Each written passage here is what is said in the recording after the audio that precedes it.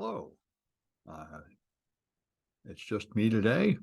I got a few news stories that I thought were interesting. I think the most interesting is a podcast about Rachel Maddow and Chris Hayes talking about her latest book, I think. But the point is, it's, as usual, amazing American history and stuff I never would have known. In particular, it made it clear to me what complete garbage I was taught in grade school as American history. Henry Ford's anti-Semitism was far more severe than I ever believed. Not only was he a famous anti-Semite, but he had an endless chain of theories about how Jews are destroying everything. And he had owned a newspaper, and this newspaper was thrown into the front seat of every Ford anybody bought and distributed to all the Ford shops throughout America, all the Ford auto sales places.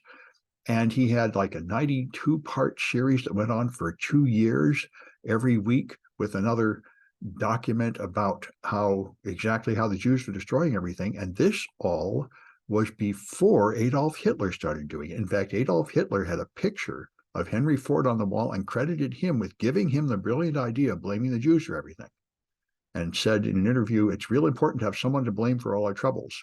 So I was taught that America was the good guy in World War II and the Germans were the bad guy, and they brought all this nasty stuff forward, which Americans would never have anything to do with. And it's far more complicated than that. And knowing the truth about this would have helped me understand the enormous rise of the Nazis in America today. Many of the worst parts of Nazism started in America and were adopted elsewhere. And the thing about us is we are all full of innovative political ideas, for better and worse. And also, another thing brought up here is you talked about how the Germans actually sent a team to analyze the politics in America to understand how we can be such raging hypocrites. I mean, the original founding of America was to be on freedom while we have slaves. And there is continued. And the next one was after you passed the 14th Amendment and discrimination against Black people is no longer legal, we just institute Jim Crow and blatantly do it anyway, even though it's unconstitutional. And the Germans didn't understand how you can have a law and you can have a government that just blatantly violates your own laws, and you somehow get away with it and have a good reputation. So they came over to understand how we do this. And I think it's extremely important for Americans to have a view of what our country looks like from the outside, from an objective observer.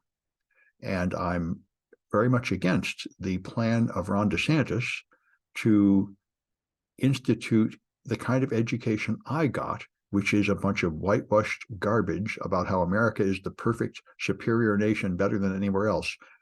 This has been a tradition. I remember my father said he wanted me to feel like I was better than anybody else just because I was a Bound, and I immediately rebelled against that and never agreed. But this has been a popular belief that somehow it is healthy for you to have an outrageous egotism about your own life and your own culture and somehow believe that you're better than other people. I don't know why anybody thinks that's good.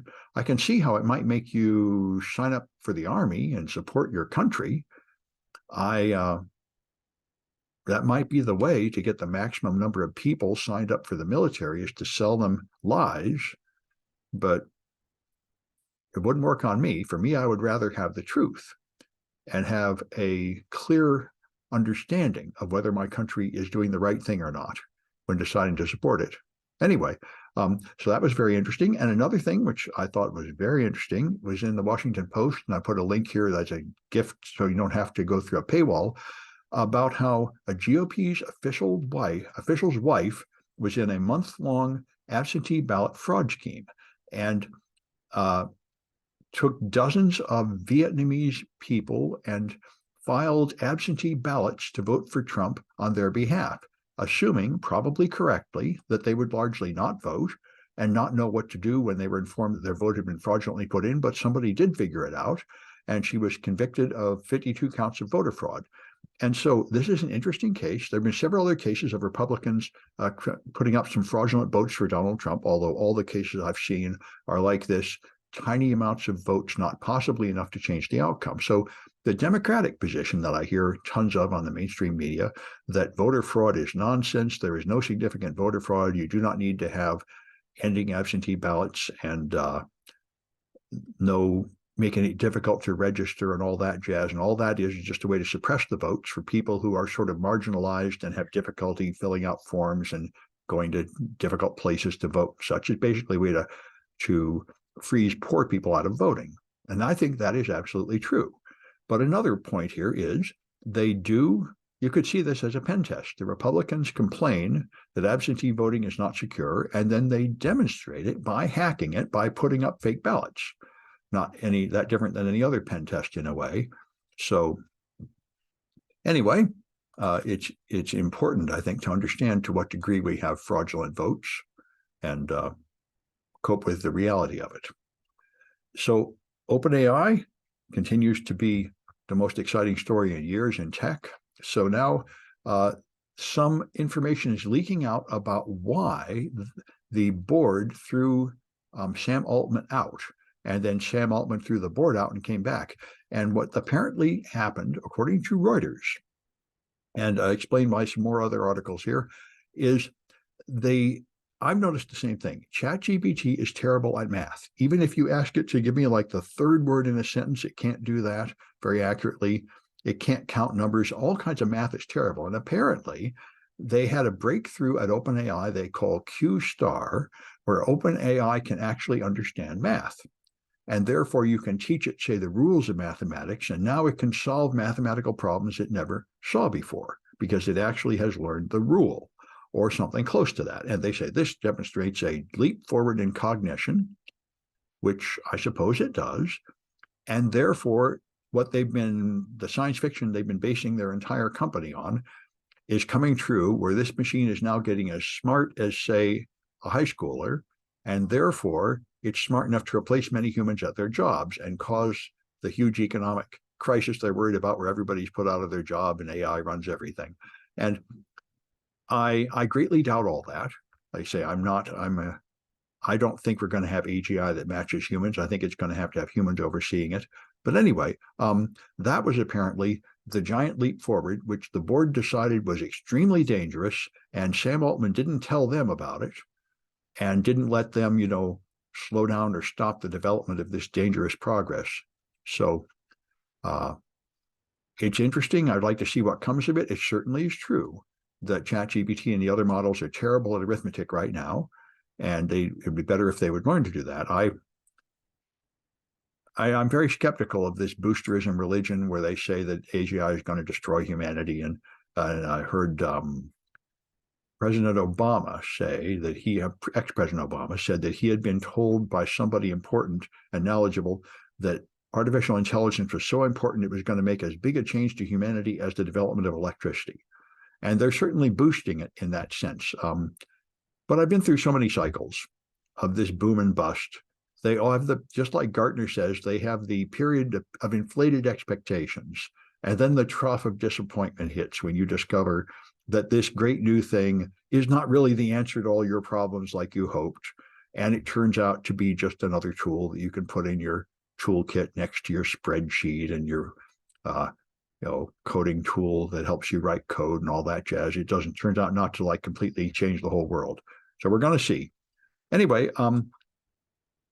the Anthropic is the rival to OpenAI that made the Claude chatbot. And one thing I've observed is, at least as up to, I think, the 3.5 level, Claude writes better code than ChatGPT.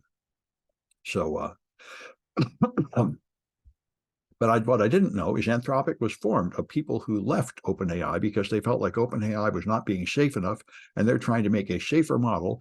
So as a sort of theatrical protest, they've sent thousands of paper clips to OpenAI offices, which is a famous demonstration of the fear story about how dangerous AI is. There's this idea that if you were to program an artificial intelligence to make as many paper clips as possible, it would destroy all the humans and all the houses and everything, and to turn the whole planet into paper clips. And of course, this is a sort of silly science fiction exaggeration, but it does represent the way a lot of these people think. They really believe that we're going to have a science fiction future. And I heard something on This Week in Google podcast, one of the many Leo Laporte does. As far as I can tell, Leo Laporte does 20 hours of podcasts a week. But anyway, he had a very interesting discussion and pointed out, I knew that Sam Altman was the CEO of WorldCoin. as well as other things. And WorldCoin was a cryptocurrency startup that had a globe you would get, and you would then try to scan everybody's retinas in order to make a database of all the real humans in the world. And I'd forgotten this, but I did know at one time the purpose of this was for AGI, UBI, Universal Basic Income. The idea was that you would have a record and a biometric measure for all the living humans, and now you could just issue them some cryptocurrency every month so they would have a basic income to live. Since the artificial intelligence is going to do all the work and humans won't have jobs anymore, this will be the way to distribute the universal income to everybody and avoid people committing fraud and stealing it all, because they'll have to have biometric identifiers that can't be forged. That's the idea. How much any of that comes true is not clear, and the actual WorldCoin thing didn't seem to work very well so far. But it's all based on this religion, just like Elon Musk.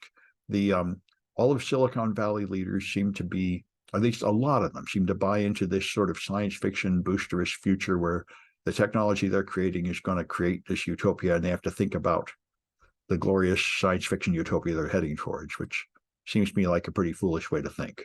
But anyway, so here's another form of deep fakes I hadn't thought of.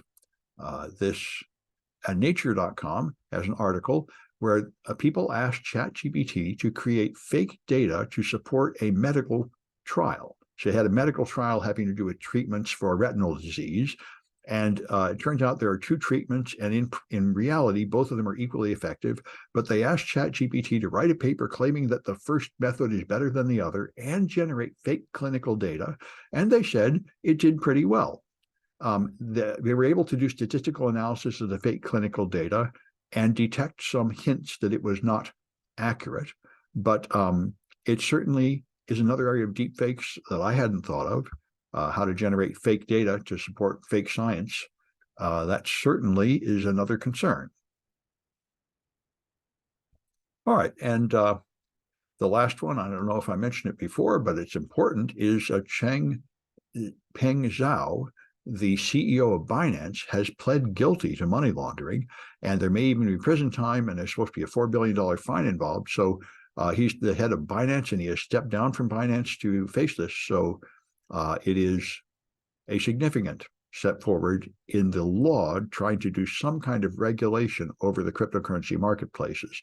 And I know most of my students have lost interest in cryptocurrency, and the whole world has pretended it's over, but I don't believe that at all. It goes up, and every couple of years it comes down, and everybody pretends it's gone, and then I think it will come back. I think it's already coming back. I think in 2025 or 2026, Bitcoin will be hitting big peaks again. I don't quite understand what drives it, but it does have a sort of periodicity of every 3 years of going up and crashing. Anyway, that's all the stuff I had to tell you. I'll have another one of these on Tuesday.